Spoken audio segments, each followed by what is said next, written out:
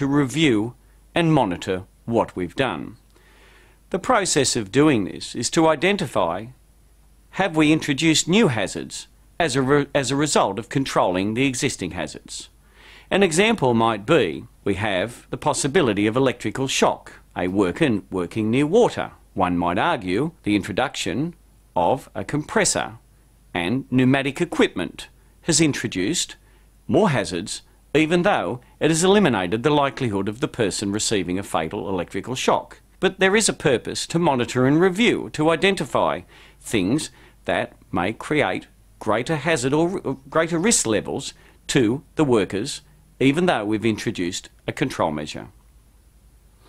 How would we identify hazards in the workplace? Well, there are a number of mechanisms, and one of those we discussed earlier, such as consultation, the use of regular meetings with your staff, toolbox talks under other agreed arrangements, or the use of a HSR or health and safety representative to undertake a workplace inspection.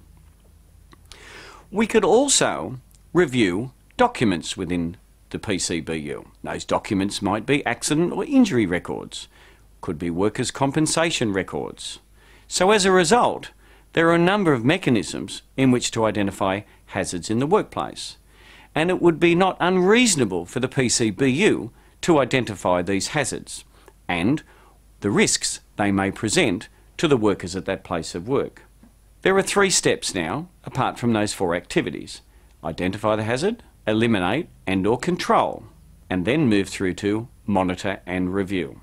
If it is not reasonable for the PCBU to eliminate, and in most instances it will not be an option to eliminate hazards, what the PCBU must do is identify appropriate control measures. Another example might be falls from heights. If the PCBU is undertaking activities, can they eliminate the risk of falls from heights?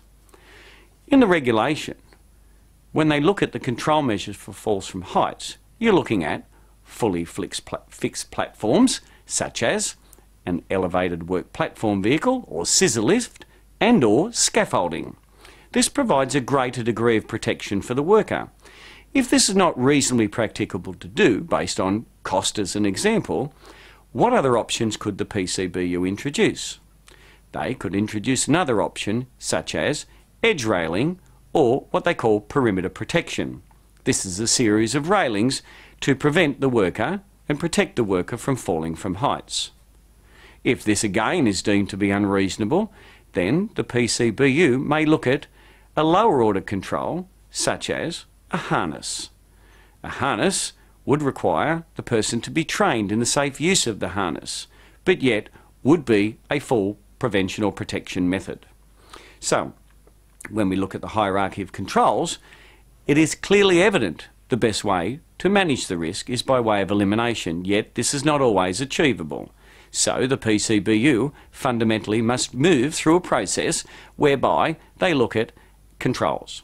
Some of those controls, such as I may have a hazardous substance at the workplace. Some of my staff or workers are complaining of skin irritation. Ultimately, the PCBU may say, well, look, let's give them some gloves. And that's personal protective equipment, which is the lowest order control and the least effective. Is there another type of chemical or hazardous substance that could be used at that place of work that doesn't present the same risk? We might also look at other control measures, such as limiting the amount of exposure of the person to the risk. This might be noise. Noise brings about noise-induced hearing loss based on the level of exposure to the worker. If this is the case, we could minimise the amount of exposure to the worker. Now, this is an administrative control, which again is a lower level control. Could we introduce an isolation control whereby we move the noisy compressor away from the worker, and/or we isolate the worker from the noisy compressor, as an example, or the noise itself? This could be also a combination of an engineering control, whereby we use soundproofing, and we may have a combination of controls, such as isolation, engineering, and personal protective equipment. So there are a number of mechanisms which can be used in order to control hazards and risks at workplaces. Things like manual handling.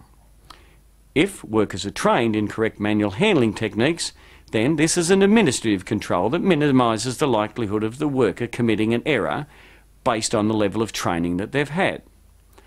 Other issues to consider is, do we need to lift those items at all? Could it be done by way of a lifting device? This would be a form of substituting the worker for a mechanical device as an example. Could we introduce team lifting? This is an administrative control as well. The PCBU, as we mentioned, is responsible for the identification of all hazards at the workplace and eliminating and/or controlling those. This can be done in consultation with the workers. For example, you may have a worker in a static posture seated at a desk all day, undertaking computer-based activities. The worker may often complain to you about soreness of the neck or musculoskeletal problems that they're suffering, even eye strain. As a consequence, this is a clear signal to the PCBU that the worker themselves has identified a hazard and the PCBU would need to proactively manage this. This could be as simple as looking at the type of ergonomic furniture and arrangements or workstation arrangements for the worker. It could also mean the introduction of things like rest breaks and what we call pause gymnastics or exercises during the person's activities. These are all ways in which to control the risk associated with long-term musculoskeletal disorders, and these can be quite costly to the business. So early signs or symptoms are something, by way of consultation, the PCBU can pick up on. Another example, and a high contributor to workers' compensation statistics, are slips, trips and falls. A simple slip, trip or fall can be quite expensive for the person conducting the business or undertaking with regard to their workers' compensation premium or the increase in that. It could also mean retraining, it could also mean recruitment costs and so on, and lost productivity for the PCBU. As a result, the PCBU should be vigilant in identifying slip, trips and fall hazards. This might be something such as a cord across an aisleway or a passageway, or between two worker desks as an example. The PCBU would introduce a control measure such as eliminate, and that would mean that they would relocate the power source if this was reasonably practicable to do. If not, we would look at some sort of engineering control such as covering up the cord to reduce the likelihood of a slip, trip, fall.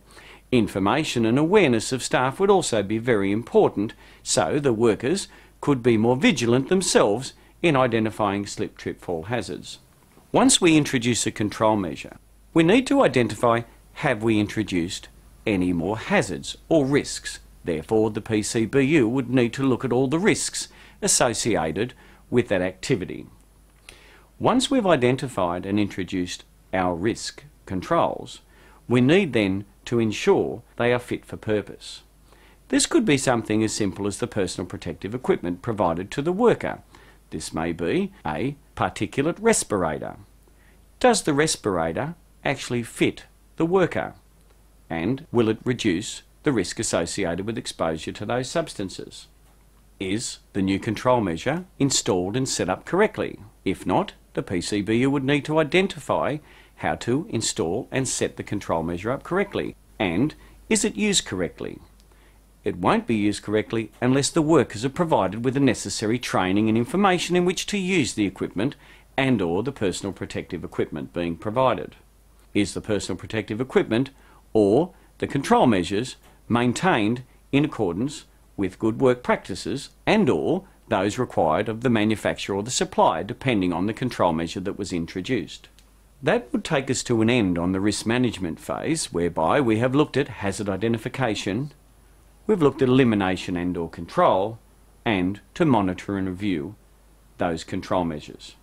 There are some specific requirements in the legislation for managing risks. One of those is, of course, things like entry into confined spaces. This requires a written risk assessment. Things like live electrical work, as mentioned earlier, diving and asbestos work would require written risk assessments. In other instances, that may not necessarily be the case, as the legislation mandates the movement from identification through to elimination and/or control. There are some other specific requirements in association with the legislation and risk management. One of those is, of course, noise. Under the legislation, The PCBU is now responsible for audiometric testing. Audiometric testing would be required when the worker is exposed to noise that is above the noise standard of 85 decibels over a time-weighted average of 8 hours, and the worker is frequently required to wear hearing protection. Many of these things or issues can be identified via checking the legislation or by logging onto the Workcover website for further information. Written risk assessment and plans, as we discussed earlier, were for 4 activities. There is, however, some other information that's provided, and that's by way of a safe work method statement. A safe work method statement is required for any high-risk work. High-risk work might be defined or deemed to be working at heights above 2 metres, working in an excavation where the excavation is greater than 1.5 metres in depth, working on or adjacent to mobile traffic or plant. So there are a number of things that the PCBU would need to identify insofar as risk management and the provision of a safe work method statement.